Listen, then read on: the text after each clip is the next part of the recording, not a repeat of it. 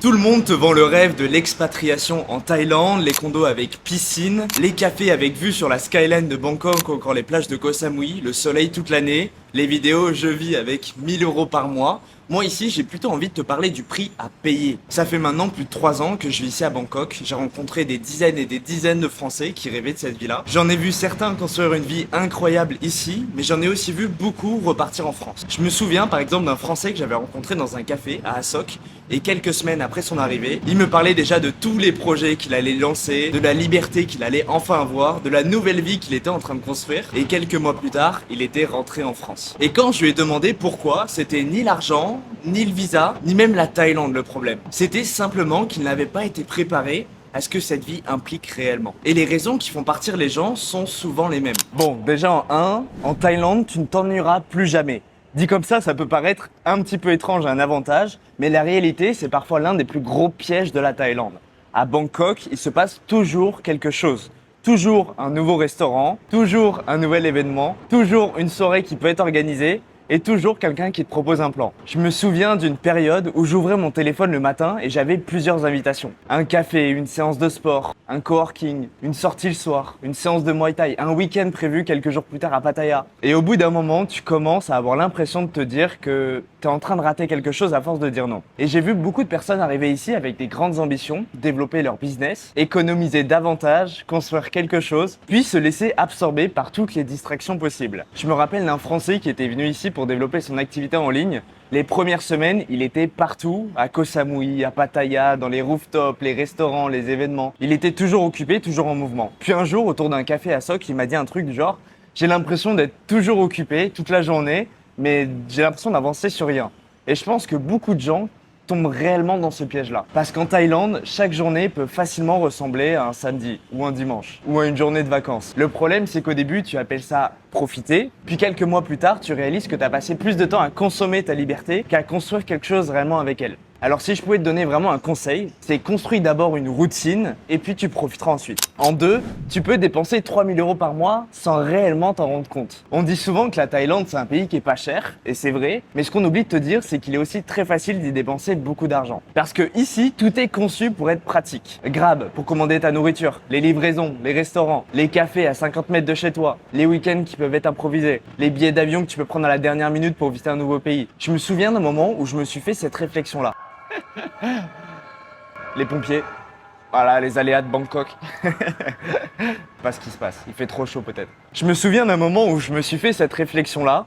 Je descendais de mon condo, c'était il y a un peu plus d'1 an et demi. Je commandais un Grab, j'allais travailler dans un café à côté de chez moi. J'étais en train de commander à manger en même temps. Je reprenais un Grab. Puis le soir même, je suis allé au restaurant. Individuellement, chaque dépense apparaît un petit peu anodine et finalement, chaque dépense, c'est OK. Mais quand tu regardes le mois dans son ensemble, tu te rends compte que tu vis d'une manière que tu n'aurais peut-être jamais adoptée en France. Et j'ai vu énormément de Français arriver avec l'objectif d'économiser davantage, prendre un vrai condo avec des vrais espaces communs, commander plusieurs fois par jour et finalement finir par dépenser autant, voire davantage qu'avant. Donc le piège, c'est pas réellement le coût de la vie. Le piège, c'est plutôt l'augmentation progressive de ton niveau de vie et de ton confort. Parce qu'ici, tout paraît abordable. Et c'est justement ce qui peut te faire perdre le contrôle. Alors la vraie question, c'est pas combien ça coûte la Thaïlande, parce que concrètement, tu peux vivre avec 1 000 € par mois comme avec 3 000, voire plus. La vraie question, c'est quel mode de vie tu vas construire une fois arrivé sur place. Et d'ailleurs, j'ai une question pour toi. Si tu regardes cette vidéo-là aujourd'hui, c'est probablement que l'idée de partir vivre à l'étranger t'a déjà traversé l'esprit. Alors dis-moi en commentaire, qu'est-ce qui t'attire le plus toi dans le fait de partir vivre en Thaïlande? Est-ce que c'est le climat? Est-ce que c'est le coût de la vie? Est-ce que c'est la liberté que tu ressens dans ce pays-là? Ou c'est complètement autre chose? Je suis curieux d'avoir vos réponses en commentaire. 3. Tu peux être entouré de beaucoup de monde et pourtant tu peux te sentir très seul ici. Et c'est probablement la réalité dont on parle le moins. Parce qu'elle est difficile à montrer sur Instagram ou sur les différents réseaux. Quand tu regardes les réseaux, tu vois les groupes d'amis, tu vois les soirées, tu vois les gens sortir, tu vois les gens se rencontrer, tu vois des événements. Et tout ça, ça existe réellement. Le problème, c'est que rencontrer des gens et construire un cercle sont deux choses complètement différentes. J'ai vu des expatriés rencontrer des dizaines de personnes chaque semaine, coworking, café, sport, etc. Et pourtant, me dire quelques mois plus tard, j'ai plein de connaissances ici, mais j'ai personne que j'appellerais à 2 h du matin si j'avais un problème. Et cette phrase, elle résume parfaitement la situation. On peut être entouré de milliers de personnes sans avoir ce sentiment d'appartenance qu'on a naturellement dans son pays. Parce qu'en France, tu as parfois mis 10 à 15 ans pour construire ton cercle Et ici, il faut tout recommencer quand tu reviens. Et ça prend du temps. Beaucoup plus de temps que ce qu'on imagine avant le départ. Mon conseil que je te donnerais, c'est ne cherche pas à rencontrer tout le monde, mais cherche quelques personnes avec qui tu vas vraiment construire quelque chose sur du long terme. Tu as la chance en Thaïlande d'avoir un réseau d'entrepreneurs et de Français qui est assez large. Tu peux rencontrer beaucoup de monde, mais il faut bien sûr aller faire l'effort d'aller rencontrer ces personnes-là. Surtout que la plupart des gens qui sont ici sont très ouverts d'esprit et tu vas avoir des très belles discussions. T'avoue que je crève de chaud là.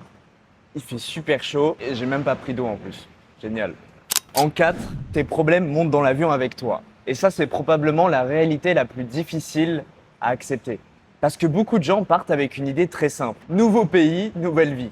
Et moi aussi, je pensais un peu comme ça avant de partir. Mais la réalité est différente. Tes peurs voyagent avec toi. Tes doutes voyagent avec toi. Tes mauvaises habitudes voyagent aussi avec toi. Et j'ai rencontré plusieurs personnes qui avaient quitté leur pays persuadées que leurs problèmes venaient de leur environnement. Puis quelques mois plus tard, elles avaient toujours les mêmes difficultés. Toujours du mal à être disciplinées. Toujours du mal à avancer sur leurs projets. Toujours du mal à passer à l'action. Parce qu'au fond, le problème, c'était pas forcément l'endroit où elle vivait, parce que le décor change, mais la personne, elle, pas réellement. Et c'est souvent à ce moment-là que certains décident de rentrer. Parce qu'elles découvrent que ce qu'elles essayaient de fuir est finalement toujours là. Et cette réalité, elle peut faire mal. Mais c'est aussi ce qui rend l'expatriation aussi puissante. Parce qu'à partir du moment où tu n'as plus tes repères habituels, tu es obligé de te confronter à toi-même, de sortir de ta zone de confort. Tu peux plus accuser ton environnement de tout. Alors si tu pars, ne pars pas pour fuir une vie, mais pars vraiment pour pouvoir en construire une autre. En 5, certaines relations ne survivront pas. Et pour beaucoup de gens, c'est probablement le sacrifice le plus difficile. Quand tu pars vivre à l'autre bout du monde, tout le monde te dit que rien ne changera, que vous resterez proches, que vous continuerez à vous appeler. Puis la vie reprend, les semaines passent, les appels deviennent de moins en moins fréquents.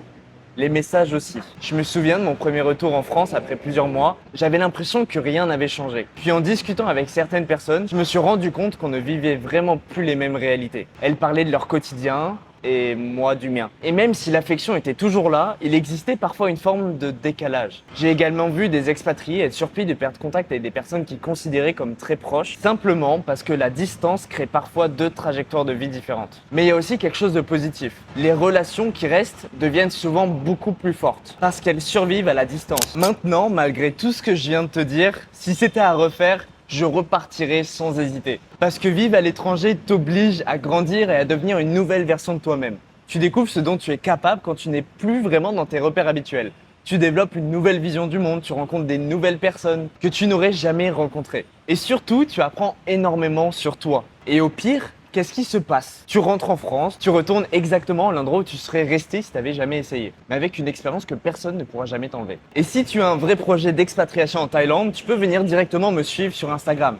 Je partage beaucoup de choses là-bas, sur mon quotidien à Bangkok, mes séances de Muay Thai, les coulisses de la vie ici, qu'on ne voit pas forcément dans des vidéos YouTube. Et si tu as des questions sur la vie sur place, tu peux également m'envoyer un message. Mon Instagram est directement dans la description. Et maintenant, dis-moi toi, parmi ces 5 sacrifices, lequel te ferait le plus hésiter avant de partir? Je prendrai le temps de lire tous vos commentaires et d'y répondre. Et si d'ailleurs toi aussi tu as envie d'être beaucoup plus libre, plus indépendant, venir en Thaïlande mais que tu sais pas réellement comment faire, entre le logement, le visa, développer une activité en ligne qui te permette d'avoir un salaire et de vivre confortablement ici, je t'invite à m'écrire directement sur Instagram. Pareil, je pourrais te répondre à l'entièreté de tes questions. J'ai déjà aidé beaucoup de personnes à partir vivre en Thaïlande grâce à mon activité et ça pourrait sans doute être le cas aussi pour toi.